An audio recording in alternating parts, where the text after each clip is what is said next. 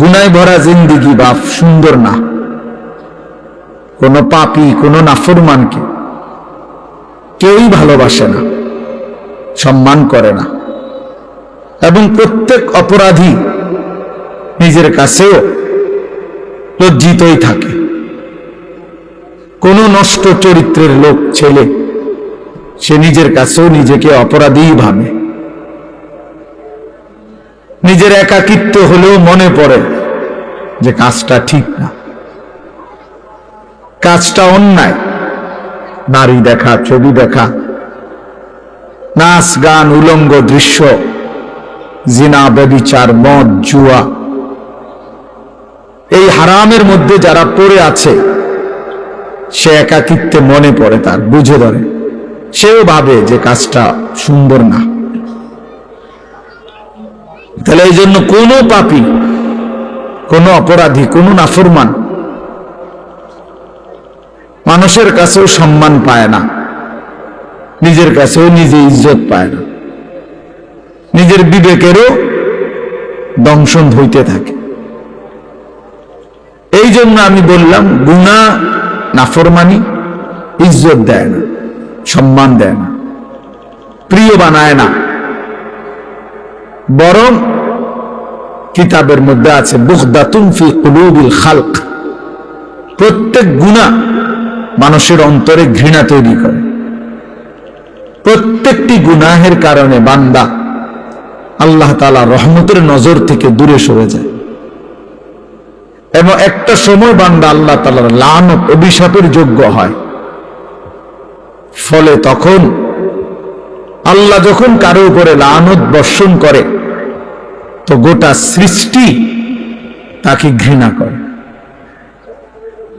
এই জন্য তোমরা ছেলেরা মনে রেখো, আমি আজকে ওই আসরের আগে এক জায়গায় বলছি এই কথাটা, তোমরা অনেক ছেলে আছো, একটা মিনিট ভাইব এই কথাটা, যে তুমি মনে করো দিন রাত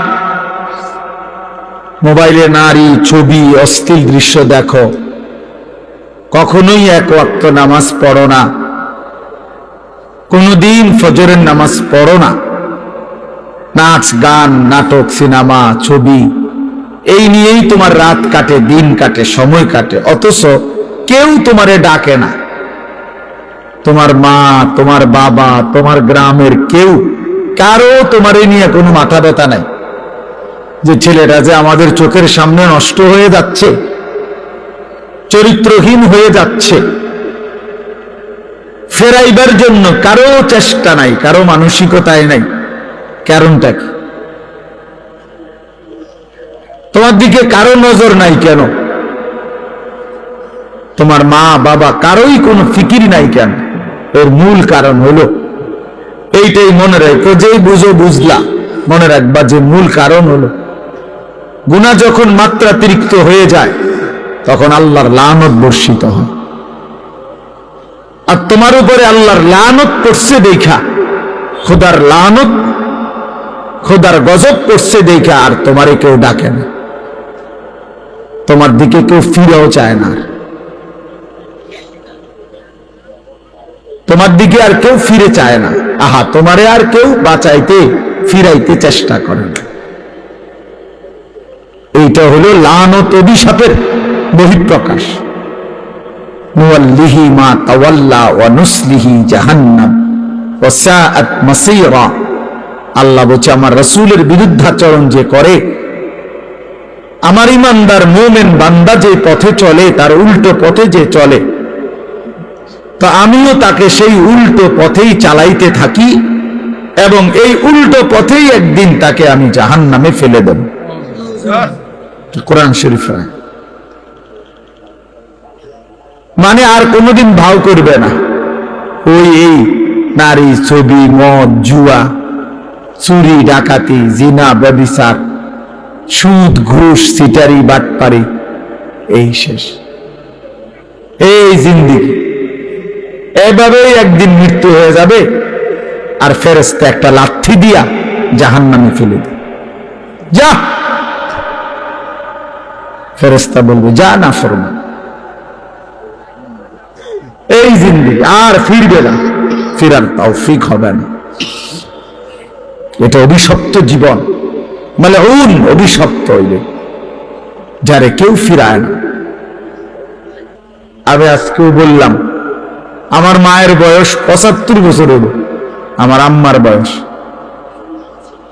আমার বয়স 44 বছর, আমার ওয়াজের বয়স আজকে প্রায় 21 বছর, 22 বছর। আমার 4টা সন্তান আছে। তা আমার মা এখনো আমারে জিঙ্গে ফুট নামাজ উঠছেন, কসম আল্লাহ, এখনো জিজ্ঞাসা করে মা ফুট নামাজ উঠছেন। এখনো মা জিগায় ফুট চাইও মানুষের মাহফিলে যাইয়া টাকা পয়সা লইয়া কারোর লগে ঝামেলা করুন, এই বয়সেও বলেন। হ্যাঁ, মা তার সন্তানকে এখনো নজর রাখছে। মা বৃদ্ধ হয়ে গেছে, আমারও বয়স কম হয় নাই, আমিও তো সন্তানের বাপ। যে তোমারে কেউ ডাকে না কা,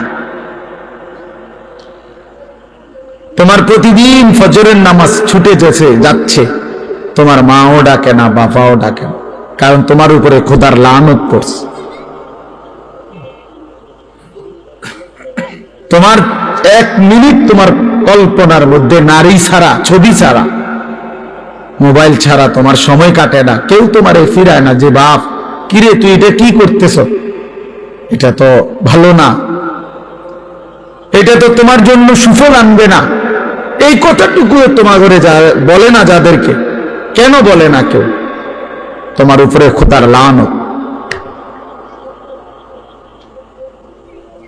তোমার উপরে আল্লাহর লানত, তুমি অভিশপ্ত। এই জন্য তোমারে আর কেউ ফিরায় না। নাহলে খামখেয়ালি মানুষ কতক্ষণ করে, দুষ্টমি মানুষ কতক্ষণ করে, হাসি ঠাট্টা মজাক আড্ডা কতক্ষণ করে মানুষ? কখনোই কি ফিরবার সময় হয় না? কখনোই কি মনে পড়ে না? এভাবে দিল মরে যায় মানুষের, কোনদিনই নামাজ পড়বে না, এভাবে মানুষের অন্তর মুসলমানের মরে যায়। আস্তাগফিরুল্লাহ, এ তো বেঈমানের অন্তর। আল্লাহর নবী সাল্লাল্লাহু আলাইহি সাল্লাম এই জন্য বলছেন, মাসালুল্লাযী ইয়াযকুরু রাব্বাহু ওয়াল্লাযী লা ইয়াযকুরু রাব্বাহু মাসালুল হাইয়্যি ওয়াল মাইয়্যিত। নবীজি বলেন যে আল্লাহ পাকের স্মরণ করে, জিকির করে, বন্দেগী করে, আর যে করে না, তো আল্লাহর নবী সাল্লাল্লাহু আলাইহি ওয়াসাল্লাম বলেন উভয়ের উদাহরণ হলো মাসালুল হাইয়্যি ওয়াল মাইয়্যিত, জীবিত এবং মৃত ব্যক্তির মতো। একজন জীবিত আর একজন মৃত।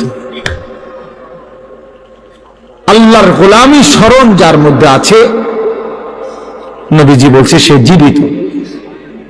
আর আল্লাহর বন্দেগী যার মধ্যে নাই, আল্লাহর স্মরণ নাই, সে মৃত, সে মৃত। আল্লাহর নবী সাল্লাল্লাহু আলাইহি সাল্লাম বলেন, ইন্নাল্লাযী লাইসা ফী জাওফিহি শাইউন মিনাল কুরআন কাল বাইতিল খারিব। নিশ্চয়ই যার অন্তরের মধ্যে কিছু পরিমাণ কোরআনের জ্ঞান, কোরআন নাই, 10টা সূরাও পারে না, 5টা সূরাও পারে না, আল্লাহর কোরআনের কোন ফিকিরে তার দিলের মধ্যে নাই, আল্লাহর নবী বলছেন ওই অন্তর হলো কাল বাইতিল খারিব, আলগা বাড়ি, সারা বাড়ির মতো। যেই বাড়ি মানুষ এখন আর বসতে কাজে ব্যবহার করে না, হয়তো এটা পুরান বাড়ি ছিল আগে, অন ভাঙ্গে টেঙ্গে গেছে, বেড়া টেরা ফুরিয়া গেছে, টিন খুইয়া গেছে, দরজা ভাঙ্গিয়া গেছে, সারা বাড়ি আর কি আলগা বাড়ি, বিরান ঘর, যে ঘরে আর থাকে না এখন। ফলে ওই ঘরে এখন কি থাকে? ওই ঘরে এখন কুত্তা থাকে, বিড়াল থাকে, সাপ থাকে, কেঁচো থাকে, এই সমস্ত প্রাণী থাকে, কুকুর বিড়াল থাকে, সাপ বিচ্ছু থাকে। যেগুলো থাকে, আল্লাহ নবী সাল্লাল্লাহু আলাইহি সাল্লাম বলেন যে কলিজার ভিতরে আল্লাহর কোরআন নাই, ওই দিলের মধ্যে কুত্তা থাকে, ওই দিলের মধ্যে শূকর থাকে, ওই দিলের মধ্যে বিড়াল থাকে, ওই দিলের মধ্যে সাপ থাকে, বিচ্ছু থাকে, মানুষ থাকে। ওটা সারা বাড়ি, ওটা আলগা বিরান ঘর, ওটা মরুভূমি, ওটা মরিচিকা, ওটা হাহাকার। ফলে আর তার কোনো গন্তব্য নাই, জীবনের কোনো আগা মাথা নাই, জিন্দেগির কোনো হিসাব কিতাব নাই। রাত হয় কখন, দিন হয় কখন, কোন নামাজের ওয়াক্ত আসে কখন, যায় কখন। জানোয়ারের আবার এত কিছুর দরকার কি? কুত্তা এগুলা দিয়ে করবে কি? শুকরে এগুলা দিয়ে করবে কি? তাহলে মানুষ রূপী যেই জানোয়ার আল্লাহকেই ভুলে গেছে, হ্যাঁ, এই জানোয়ারের রাত কি আর দিন, এই জানোয়ারের শুক্রবার কি আর শনিবার কি, এই হাইওয়ানের আবার জীবন কি? সারাক্ষণ একই রকম, সব দিন বরাবর, সব মাস বরাবর। আহ